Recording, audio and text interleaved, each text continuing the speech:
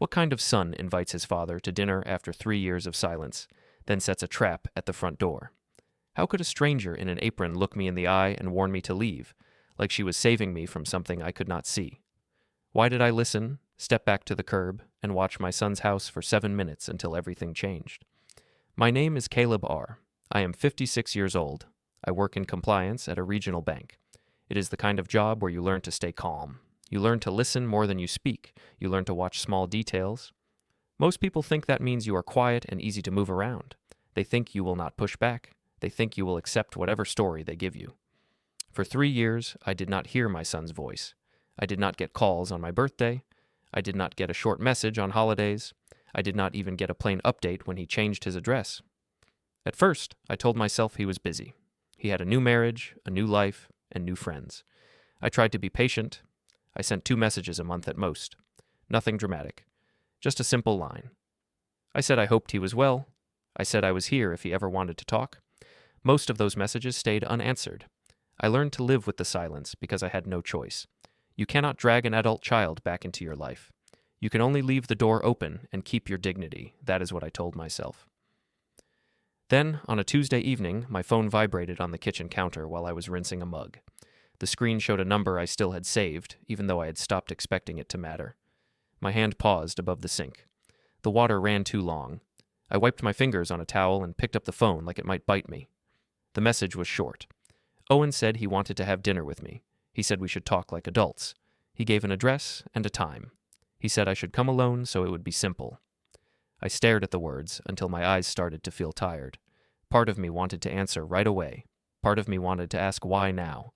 Another part of me wanted to pretend I never saw it. That last part felt safer, but it also felt like giving up. I did not want to be the man who refuses every door because he is afraid of what is behind it. I typed back that I understood. I said I would be there. I asked what he wanted to eat. He did not answer that question. He only sent a short confirmation and a time. I placed my phone face down on the counter. The kitchen was quiet. My townhouse always sounds quiet when I am alone. The refrigerator hums, the clock ticks. The rest is silence. I sat at the small table and looked at my hands. I thought about how time changes a person. I thought about how it changes a relationship too. 3 years can turn a father into a stranger. I did not tell anyone. Not because I was hiding it. I just did not want to hear opinions. I did not want pity. I did not want someone telling me it was a mistake. If it was a mistake, it would be mine, and I would handle it like I handle everything else. Calmly. The next day, I moved through work like normal. I sat in meetings. I reviewed reports. I answered emails with simple words. I kept my tone steady. Inside, something kept tapping at my mind like a small stone against glass. Why now? Why dinner? Why alone? On the day of the dinner, I left work early. I went home and changed into a clean shirt. Nothing special, just neat. I trimmed my beard in the bathroom mirror and noticed more gray than I remembered. I looked older than I felt. I also looked like someone who could be ignored without consequence.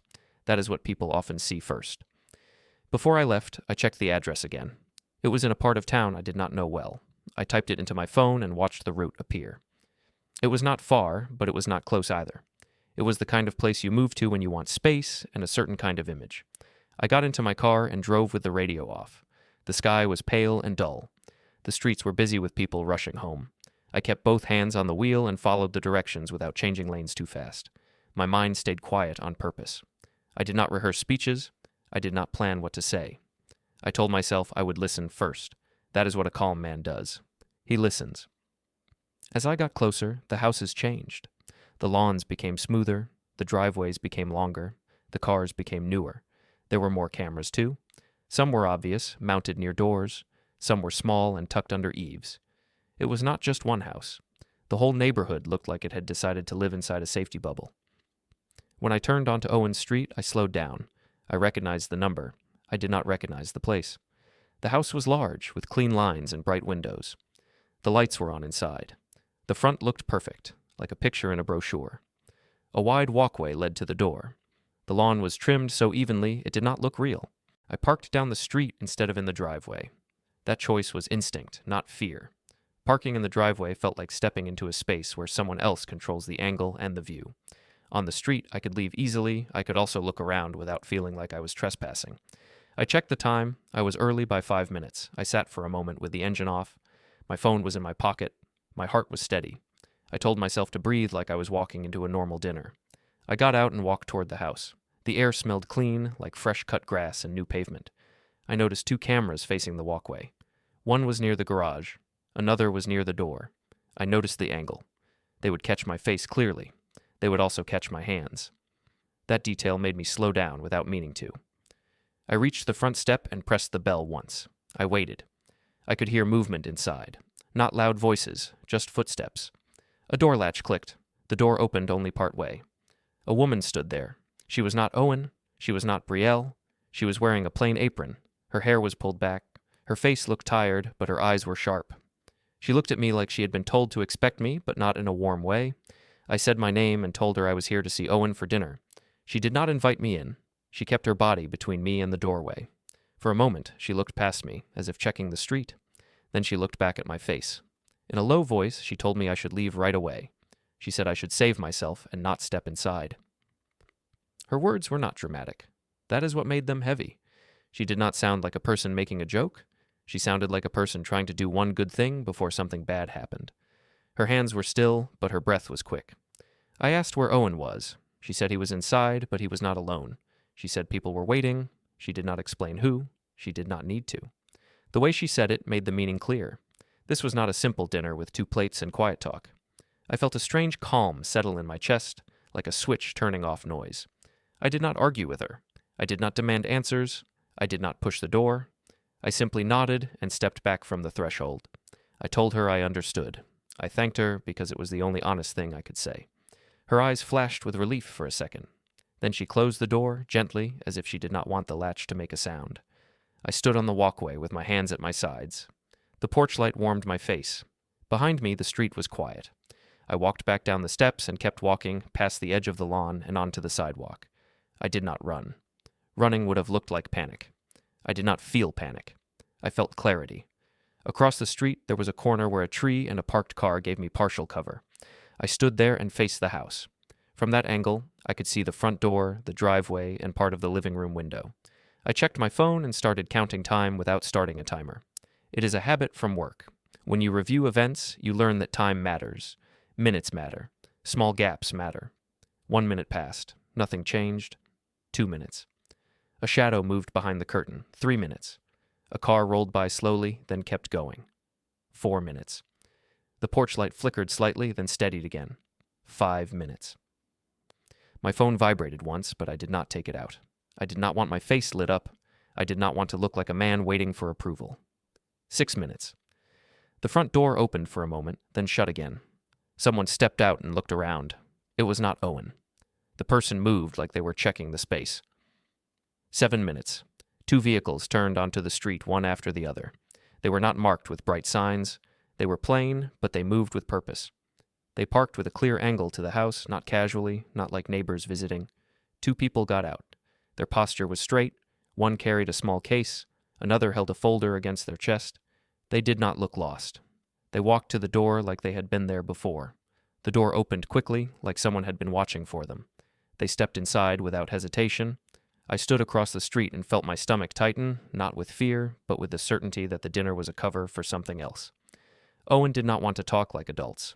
Owen wanted a stage. He wanted witnesses. He wanted pressure. And he wanted me at the center of it.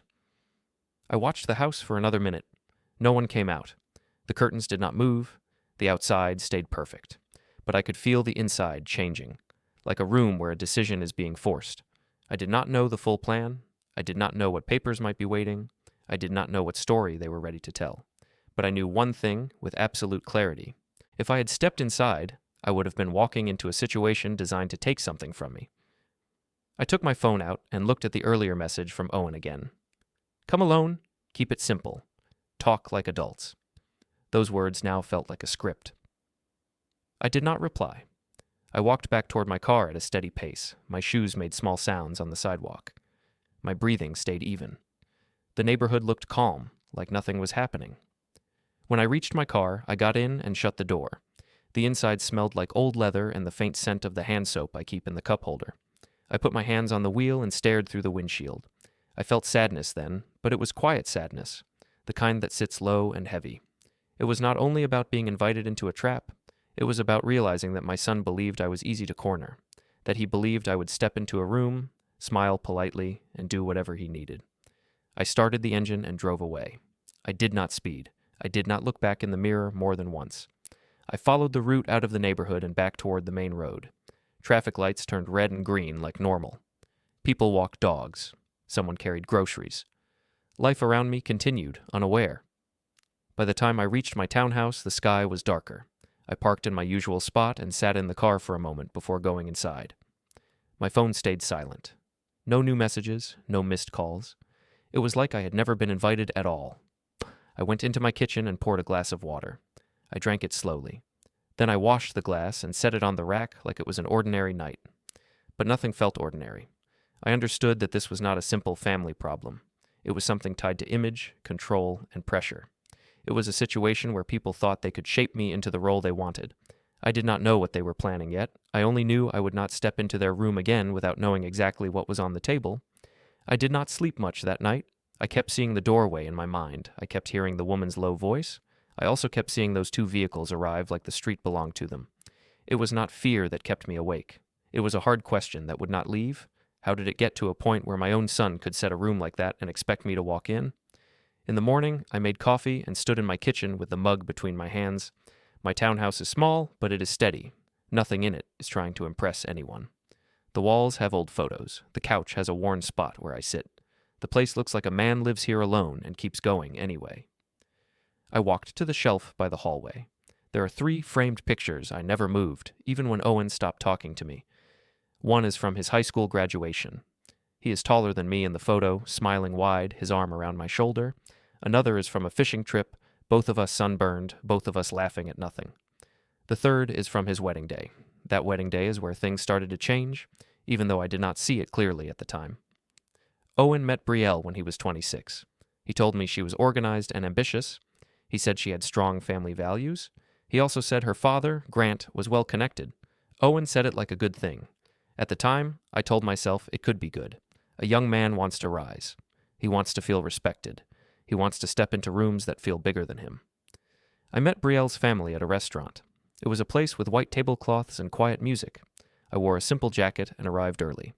I sat with my hands folded and waited, like I always do when I do not want to take up space. Grant arrived with a confident walk. He did not look around to find me. He walked in like he expected everyone to notice him. When he finally reached my table, he shook my hand with a firm grip and a tight smile. He asked what I did for work. When I told him compliance, he nodded once like it was a small job that keeps the lights on. He spoke about his own work in long lines. He mentioned boards, charities, and partnerships. He mentioned people I did not know, like names were a currency. He did not say anything openly rude, but he made sure the air in the room felt like his air. Brielle was polite. She smiled and asked me small questions about Owen as a child. She said she loved how steady Owen was. She said she liked that he did not get emotional. I noticed she spoke about him like he was a good choice, not like he was a person she missed when he was not there.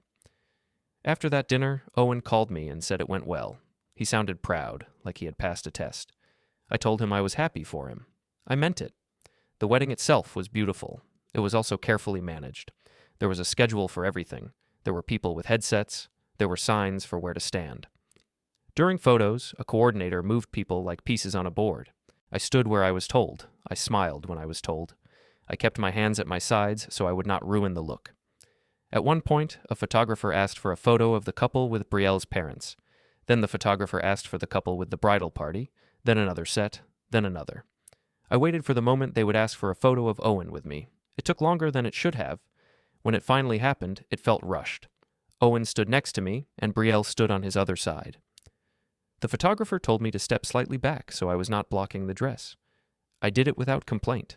The picture was taken. Then they moved on, like that was enough. I told myself I was being sensitive. I told myself weddings are busy. I told myself I should not take it personally. That was the first lie I told myself to keep peace. After the wedding, Owen changed in small ways. He used to call me to talk about work problems and simple things. He used to ask for advice, then pretend he did not need it. That was our normal. But after the wedding, the calls became less frequent. When he did call, he sounded like he was in a hurry. He used polite words that felt rehearsed. He started saying things like he and Brielle were building their brand. He said they needed to be seen at the right events. He said his business would grow fast if they played it smart. He did not ask how my week was. He did not ask if I was tired. He did not ask if I needed anything. Then he started asking for practical help. At first, it was small. He asked me to look over a lease clause for an office space. He asked if a fee looked normal. He asked if a contract term seemed risky. He said he trusted my judgment because I worked around rules and risk. I helped because I am his father. Then the help became money, but never in a direct way. He never said he needed money. He said there was an opportunity. He said a payment was due sooner than expected. He said he did not want to bother Brielle's father because that would create pressure. He said he just needed a short bridge. I sent money, not huge amounts at first. Enough to cover a gap, enough to keep him steady. I did not brag about it. I did not tell people. I just did it. When I asked when he could pay it back, he said soon. He said he was grateful. He said he would take me to dinner to thank me. That dinner never happened. Over time, I started noticing that Grant was always nearby, even when he was not in the room. Owen would say Grant had advice. Owen would say Grant had connections. Owen would say Grant had a vision for how they should grow. When I suggested a slower plan, Owen said I did not understand how things work at that level. At one family event, I tried to join a conversation where they were discussing a new property Owen wanted to manage. I asked a simple question about risk and insurance. Grant smiled and said, Owen had people for that now. He said the young ones move faster. He said sometimes older people worry too much. He did not raise his voice. He did not insult me. He simply placed me on a lower shelf. Everyone around him nodded, like that made sense. Brielle stayed close to her father. She did not correct him. She did not even look at me when he spoke that way. She looked at Owen instead, like she was checking if Owen agreed. Owen did agree. He gave a small laugh and said I was just being careful. He said I always overthink. He said it like a harmless trait, like I was the safe, boring person who never takes real steps. That was another moment I swallowed. When you swallow enough moments like that, people start to assume you have no teeth. They assume your silence is approval. The next year, Owen and Brielle moved to a new house. I did not hear about it until it was done. Owen mentioned it casually in a short phone call. He said it was a good investment. He said it was closer to the people they needed to know. I asked for the address so I could send a small house gift. He hesitated. Then he sent it later, like it was an afterthought. That was when the gaps became visible. I would send a message to check in. No answer. A week later, Owen would send a short reply saying they were busy. I would send a holiday greeting. No answer. Then a photo would appear online of Owen and Brielle at a party, smiling next to Grant and people I did not know.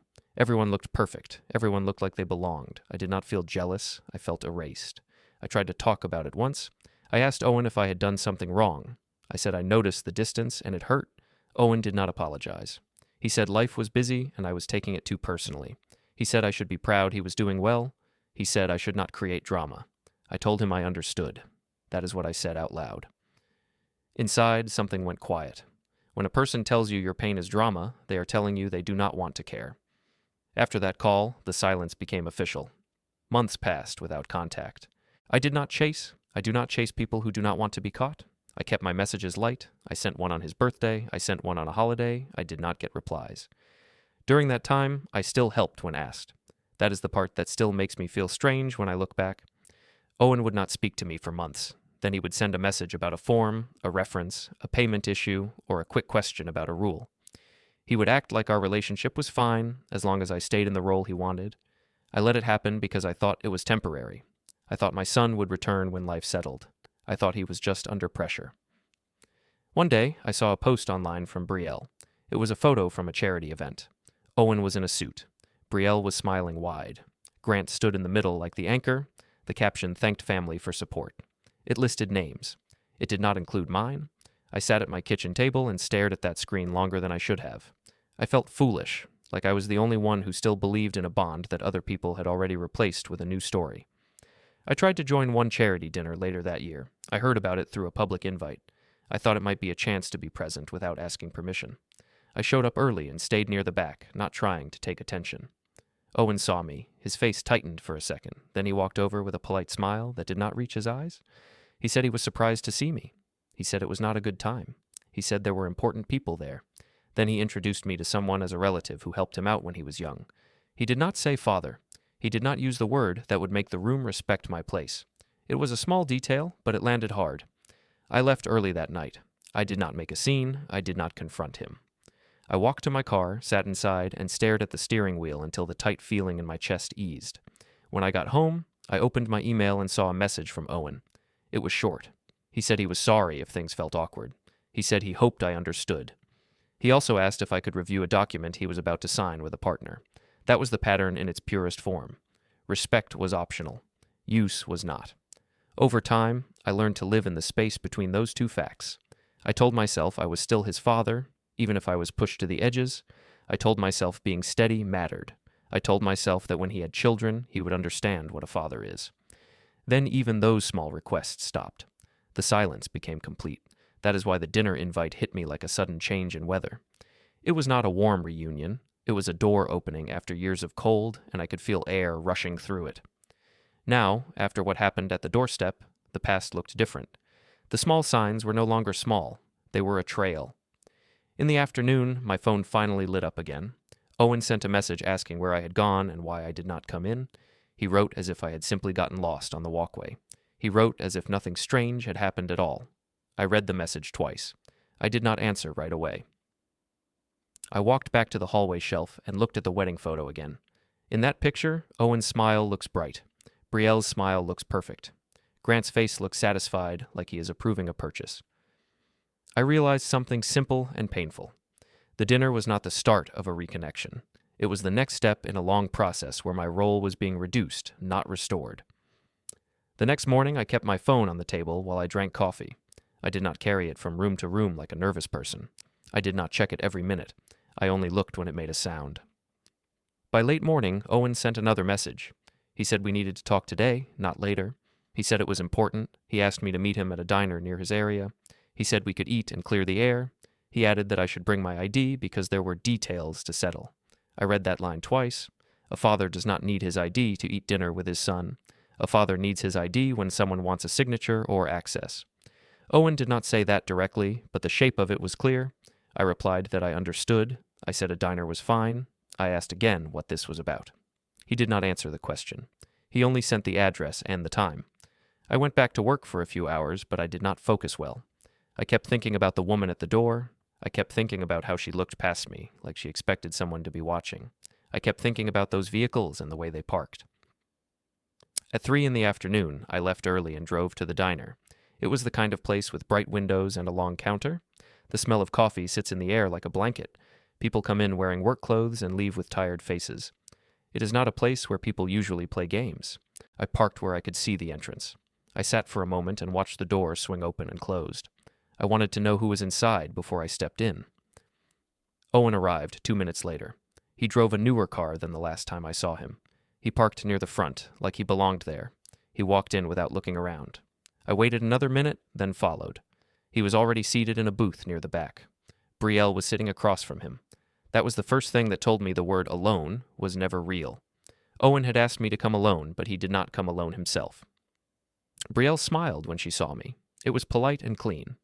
Owen stood up and gave me a brief hug that felt like a formality.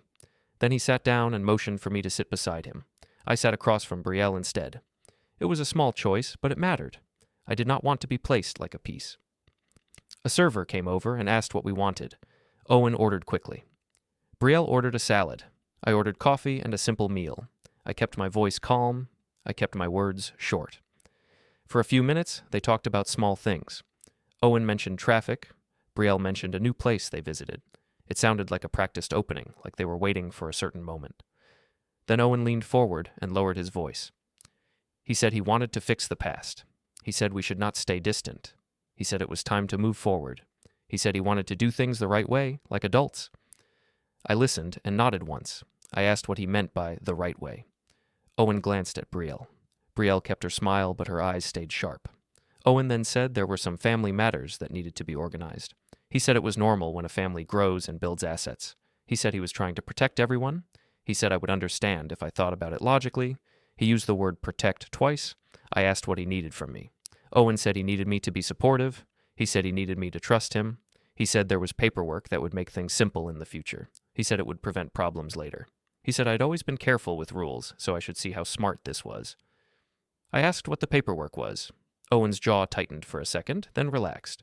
He said it was nothing dramatic. He said it was standard. He said it was about authority and responsibilities. He said it would help with property and accounts and future plans. He said Grant had advised them to tidy things up while things were going well. There it was. Grant's shadow again. I asked why Grant was involved. Brielle answered instead of Owen. She said her father had experience. She said he was simply guiding them. She said families do this all the time, and it was normal. She said there was no reason for stress. I told her I was not stressed. I told her I just wanted clarity. Owen then said I had a habit of overthinking. He said this was why people struggle to move forward, because they want to control every detail. He said I should trust my son. He said he was not a child anymore. I told him I understood he was an adult. Then I said something else. I said that adults explain what they are asking for. The table went quiet. The clink of dishes from the kitchen sounded louder for a moment. Owen's face stayed calm, but I could see his impatience. He said he did not bring the paperwork today because he did not want to rush me. He said he only wanted to prepare me. He said there would be a meeting soon with a notary to make it official. He said it would be fast if I did not make it complicated. I asked why a notary was needed. He said it was just how they do it. He said it would be easier if I brought my ID. He said it would show I was cooperating. That word landed wrong. Cooperating. I asked him why he contacted me after 3 years of silence, and why the first thing he wanted was cooperation with paperwork. Owen's eyes flicked to the side. He said it was not like that. He said he had been busy. He said I had also been distant because I did not push harder. He said relationships go both ways. He was placing blame carefully, like he wanted the guilt to sit in my lap. Brielle added that Owen had been under pressure to succeed. She said he needed people who believed in him. She said negative questions only made things harder. I looked at them both and felt something settle inside me. It was not anger, it was clarity. It felt like stepping out of fog and seeing a straight road. They were not here to reconnect. They were here to manage me. They were here to train me into a simple response. Smile, agree, sign. I took a slow sip of coffee and kept my voice even. I said I was willing to talk, but I would not agree to anything without reading it and understanding it. I said I would not sign anything on the spot. I said that was not personal, it was basic sense. Owen's shoulders stiffened. He said I was making things hard for no reason. He said this was why it was difficult to include me. He said he was offering me a place in their future, and I was treating it like a negotiation. I told him that any request involving authority, property, or accounts is a negotiation by nature. I said, that is why rules exist. Brielle's smile faded slightly. She said I was being cold. She said this was supposed to be family. She said families should not need rules with each other. I told her family should not need pressure either. The server brought our food and set the plates down. The moment broke, but the tension stayed. Owen ate quickly. Brielle barely touched her food. Owen tried a different approach. He said he missed me. He said he was sorry for the silence. He said he wanted to repair things. Then he said the paperwork would help them all start fresh, like a clean line in the sand. I listened. I did not call him out for the sudden apology. I simply asked again what the paperwork was. Owen sighed and said it was about making sure everything went to the right people. He said it was about keeping assets safe from outsiders. He said it was about making sure decisions could be made quickly if something happened. He said this was what responsible families do. He said responsible like a label he could give or take away. I told him I appreciated the concern, but I needed to see everything in writing first. I said if he wanted, he could send it in advance, and I would review it calmly. Owen said there was no time. He said the meeting was soon. He said delaying could cause issues. He said I should not worry because it was already arranged. Already arranged. I looked at him and realized he had expected me to say yes. He had expected me to fit into the plan like a final piece.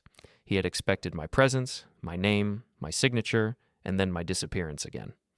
I put my fork down and told him we could stop for today. I said I had heard him.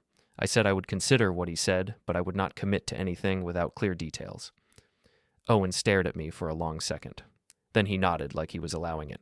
He said fine. He said he would schedule the meeting and send me the information. He said I should be ready. I paid my part of the bill. I did not let him do it. I did not want debt, even a small one, in a moment like this. Outside, the air felt colder than before. Owen and Brielle walked to their car together. Owen did not hug me again. He simply said we would talk soon and then drove away. I stood in the parking lot and watched the taillights disappear. There was a small park across the street with 2 benches and a few bare trees. I crossed over and sat down. I needed silence that was not inside my own home. I needed a place where my thoughts could line up. I asked myself one question. What do they think they can take? The answer was not simple, but the shape of it was. They wanted control. They wanted access. They wanted authority. They wanted something to move from my hands into theirs, clean and final, with witnesses.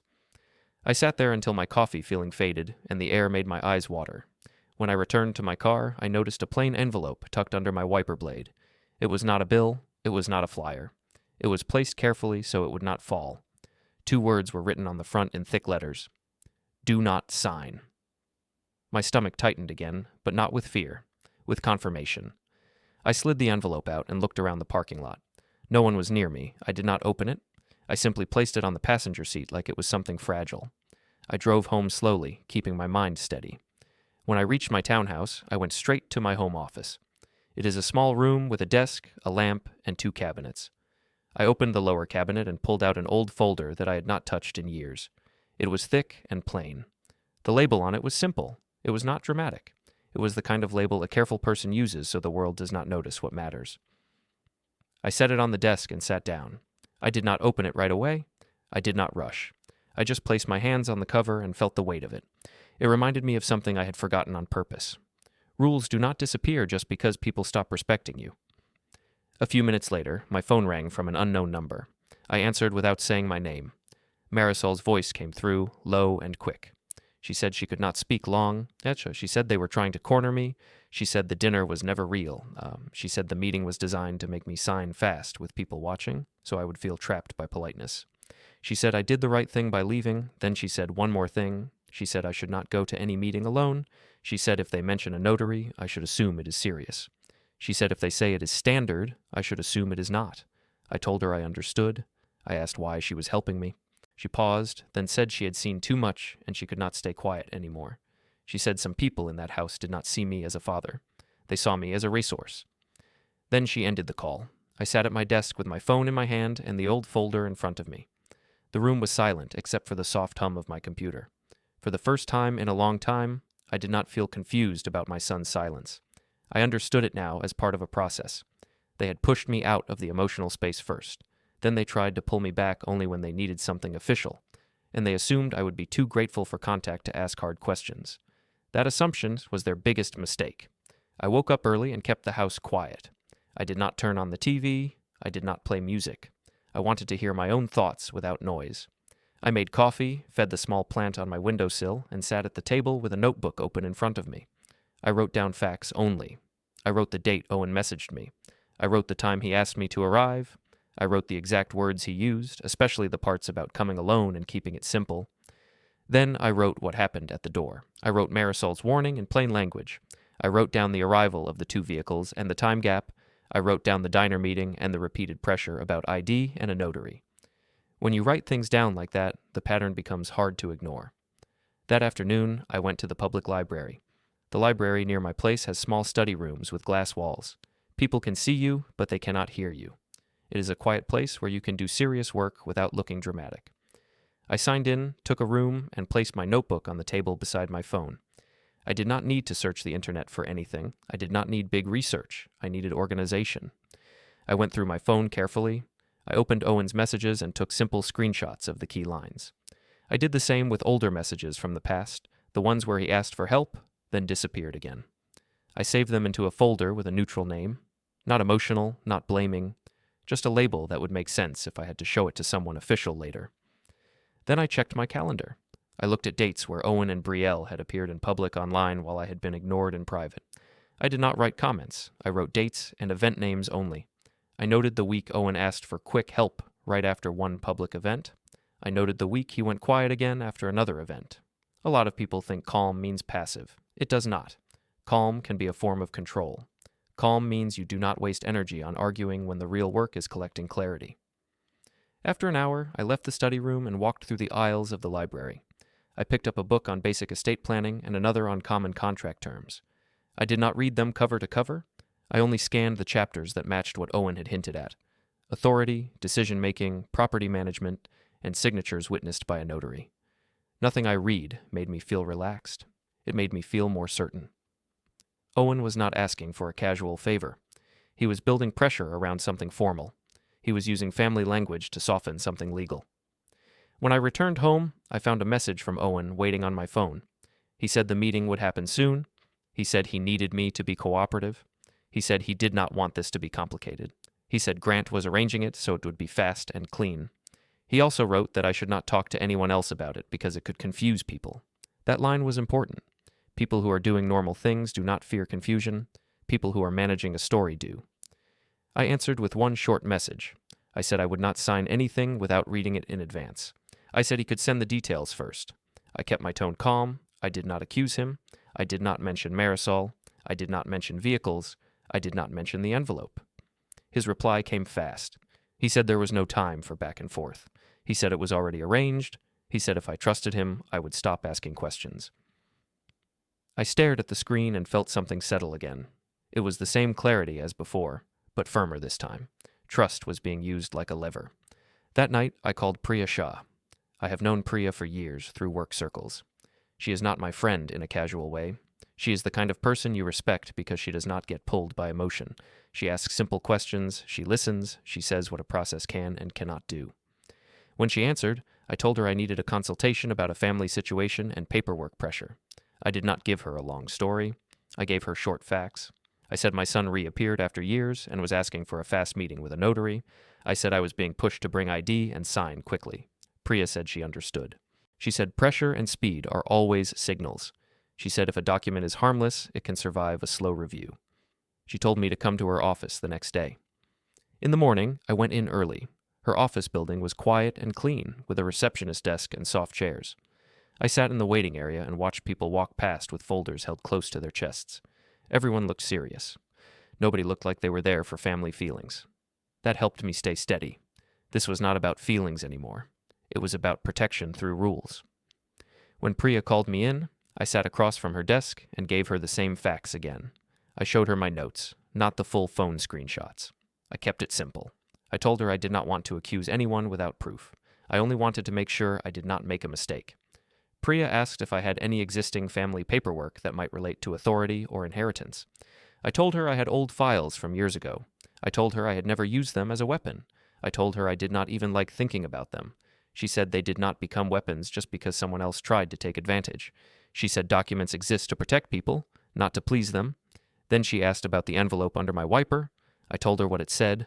I told her I did not know who placed it. I told her it could be a warning, or it could be another kind of pressure. Priya nodded and said the message itself mattered because it suggested someone else believed I was being rushed. She said I should keep the envelope safe and not throw it away. I left her office with a new kind of calm.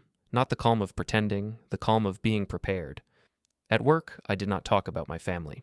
I kept my professional face, but I did take one careful step. I walked down the back hallway to Ms. Lin's office. Ms. Lin is a risk analyst. She has a way of seeing problems before they become disasters. She is not a gossip. She does not enjoy drama. That is why I trusted her with a limited question. I told her I needed general guidance, not personal favors.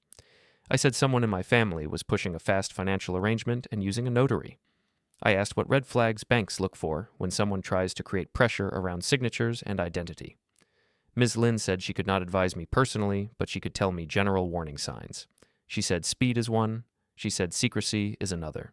She said when people insist on a single meeting with witnesses, it is often because they want the signature to feel final. She also said something else that stayed with me. She said people who use charm often get loud when charm stops working. I thanked her and went back to my desk. Over the next 2 days, I did small, legal, ordinary things that looked boring from the outside. I backed up my phone messages to a secure folder. I wrote down the times of each call from unknown numbers. I saved Marisol's number in my phone under a neutral name so it would not stand out if someone glanced at my screen. I placed my notebook in my work bag instead of leaving it on my kitchen table. I also walked through my home office cabinet again and checked what I had. I did not read everything in detail. I did not spread papers across the desk like a movie scene. I only confirmed what existed and where it was. I confirmed it was intact. I confirmed it was mine. Then I waited. People like Owen and Grant thrive on control. When you do not respond the way they expect, they start to push harder. They also start to reveal more, because they think you are still weak. They think you will give in if they press the right points. Owen proved that quickly.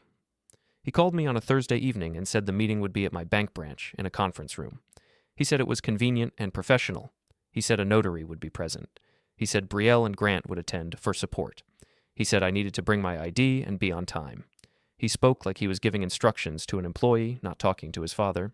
I told him I understood the schedule. I asked again for the paperwork in advance. He said there was no need. He said it was standard. He said I always have to be difficult. He said if I made this hard, it would show everyone I cared more about control than family. That line was meant to sting. It was meant to make me defend myself. I did not defend myself. I told him I would attend and that I would be polite. I said I would also read anything carefully before I did anything. I said that was my final position. He went quiet for a moment, then said, "Fine." He said I should not embarrass him. He said important people would be aware of this meeting. That was another signal. He wanted social pressure, not clarity. After the call, Marisol sent me a short message. She said she could not speak long. She said they were confident because they believed I would fold in a formal room. She said Grant had been boasting that I was predictable. She said she hated hearing my name used that way. Then she told me something practical. She said Grant had a habit of bringing people into meetings to make others feel outnumbered. She said he liked to speak first and set a tone. She said he would probably act friendly in public and harsh in private. I read her message and did not reply right away. Not because I did not appreciate it, but because I did not want to pull her deeper into this. Still, her words matched everything I had already observed. That night, I went to a print shop. It was a small place with self-serve machines and a counter where you can ask for help. I did not ask for help. I used the machine quietly. I printed a few pages that looked like ordinary notes and schedules. I placed them in a plain folder. I labeled the folder with a simple title that would not attract attention. Then I drove home and placed the folder on my desk. I did not feel excited. I did not feel triumphant. I felt focused. I understood that a meeting had been scheduled because Owen and Grant believed the room itself would make me comply. They believed the conference table, the notary, and the presence of Brielle would make me choose peace over protection. They did not understand that peace is not real when it is built on pressure. The next day, I cleaned my car and filled the tank. I laid out my shirt for the meeting like it was an ordinary work event. I charged my phone and placed a small notebook in my bag. Everything I did looked normal. That was the point. When you plan properly, you do not need to look dramatic. You only need to be ready to let rules speak louder than status. The day before the meeting, I treated my life like it was normal. I went to work, I answered emails, I ate a simple lunch at my desk, I spoke to people in the same calm tone I always use. I did not mention my son, I did not mention a notary, I did not mention pressure. Inside, I was making space for one thing only. I was making space to handle this properly. After work, I drove to Priya's office again. I parked in the same spot as before. I walked in with a steady pace and greeted the receptionist with a small nod. I did not look like a man in trouble. I looked like a man with an appointment.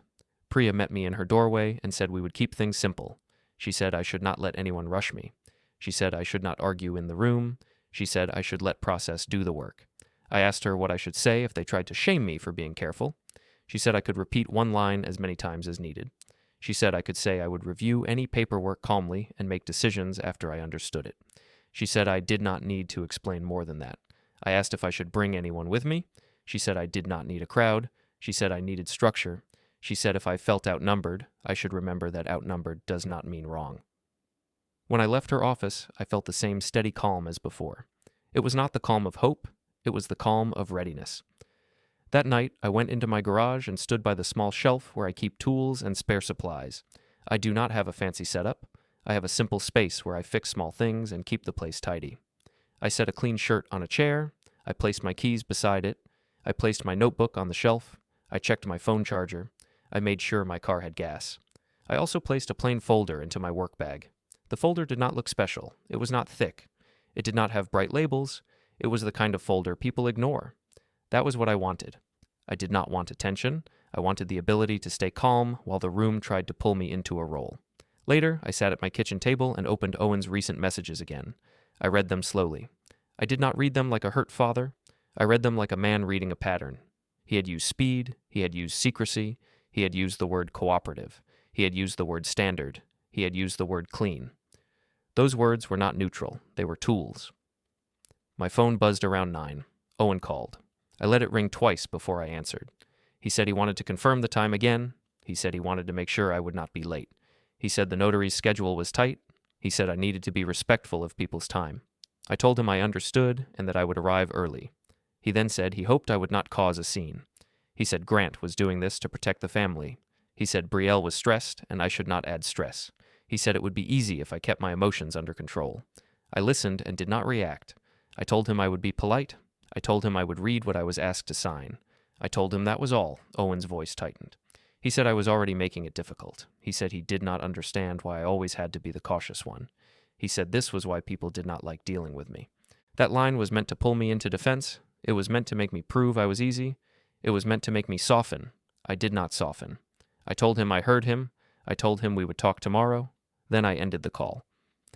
A few minutes later, I received a short message from Brielle. She said she hoped tomorrow could be a fresh start. She said she wanted peace. She said she wanted me to show Owen I supported him.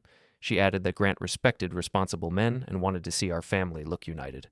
I read it once and did not reply. Peace was being offered like a reward for obedience. Unity was being used like a mask. Near midnight, Marisol sent one more message. It was short. She said Grant had been talking in the house and acting proud. She said he believed the meeting would end with my signature. She said they had already planned what they would say afterward, as if the outcome was guaranteed. Then she said she was sorry. I stared at those words for a long time, not because I wanted pity, but because it confirmed what I already knew. This was not a meeting to discuss options. It was a meeting designed to produce a result. I placed my phone face down and went to bed. I slept in short pieces. I woke up once around 3 and looked at the ceiling. I did not feel fear. I felt something else, something heavy and quiet. It was the feeling of accepting that a line has been crossed and cannot be uncrossed. In the morning, I showered and shaved carefully. I put on the clean shirt I had set aside. I ate toast without tasting it. I packed my work bag with my notebook, my charger, and the plane folder. I checked my wallet. I did not forget my ID, because forgetting it would give them a reason to delay and reschedule. I wanted this to happen on the day they planned. I wanted them to feel certain. Certainty makes people careless. Before I left, I stood in my home office for a moment and looked at the cabinet where my old folder was stored. I did not open it. I did not touch it. I simply looked at it like a reminder. Rules still exist, even when people act like they do not. On the drive to the bank, I kept the radio off again. I watched the traffic lights in the lanes. I watched my own breathing. I kept it steady. I did not rehearse speeches. I did not imagine apologies. I did not imagine arguments. I told myself one thing. I told myself I would not let them pull me into emotion. I would not raise my voice. I would not beg. I would not try to win a personal debate. I would only confirm facts and protect myself through proper steps. When I arrived at the branch, I parked in the employee lot, not the front lot. That was my habit. I walked around to the front entrance and saw a familiar staff member near the door. They nodded at me with their normal expression. I nodded back. Inside, the lobby smelled like clean air and paper. The floors were glossy. People stood in line with quiet faces. A soft screen displayed numbers and service windows. Everything looked normal. Owen's group was not there yet. I went to a chair in the waiting area and sat with my bag on my lap. I looked like any customer waiting for an appointment. I took my notebook out and glanced at my own handwriting, not because I needed it, but because it helped keep my mind in the factual lane. A few minutes later, the front doors opened and Owen walked in with Brielle and Grant. Owen wore a suit. He looked polished. He also looked tense, like someone who needs the room to behave the way he planned. Brielle walked close to him, her posture straight and careful. Grant walked slightly ahead, like he was the one hosting, not attending. Grant glanced around the lobby and then looked at the staff like he expected recognition. He smiled and spoke to the receptionist with a confident tone. He pointed toward the hallway that leads to the conference rooms. From my chair, I watched without moving. Owen saw me and paused for half a second. His eyes dropped to my bag, then returned to my face. He forced a smile and walked over. He said he was glad I came. He said today could clear everything up. He said we would all feel better once it was done. I told him I understood. Brielle greeted me with that same clean smile. She said she hoped we could all be respectful today. She said she wanted a good outcome for everyone. Grant finally addressed me directly. He shook my hand again with that firm grip. He said it was good to see me. He said he respected men who handle family matters properly. He said this was the mature way to do things. His words sounded friendly, but the message underneath was pressure. He was telling me the room had a correct outcome and a wrong outcome. He was telling me he would label me based on which one I chose. I kept my face neutral and said I appreciated the structure. Grant nodded like that was the correct response. Then he turned and started walking toward the hallway, assuming we would follow. Owen and Brielle moved with him, like a small unit. I stood and adjusted the strap of my bag. My hands were steady. My breathing was steady. The lobby sounds continued around us, soft and ordinary. Someone near the counter laughed quietly about a small mistake on a form. A child tapped a foot against a chair. Owen glanced back once and motioned for me to hurry. I followed at a calm pace. A staff member met us near the hallway and said the conference room was ready. Grant spoke first, like he always does. He said they appreciated the bank's help. He said the matter would be quick. He said he had arranged everything so it would be clean. The staff member nodded and led us to a door with a small sign. The door opened into a conference room with a long table and a few chairs. On the table, I saw a neat stack of papers, a pen set, and a small folder that did not belong to me. A person I did not recognize was seated at the far end of the table. They wore professional clothing and had a calm face. In front of them was a stamp and a ledger. They looked up as we entered, like they had been waiting for the final piece to arrive. Owen stepped in first, then Brielle, then Grant. They moved toward the seats closest to the papers. Grant chose a chair as if he owned it. Owen sat beside him. Brielle sat close enough to touch Owen's arm. They left one seat open across from them. For a moment, the room felt like a stage that had been built while I was not there. Everyone had a place. Everyone had a role. I walked to the open seat and placed my bag at my feet. I sat down calmly and folded my hands on the table. No one had started speaking yet, but I could already feel what they expected. They expected me to look small in the right chair, in the right room, with the right witnesses. They were about to learn that I did not come to perform.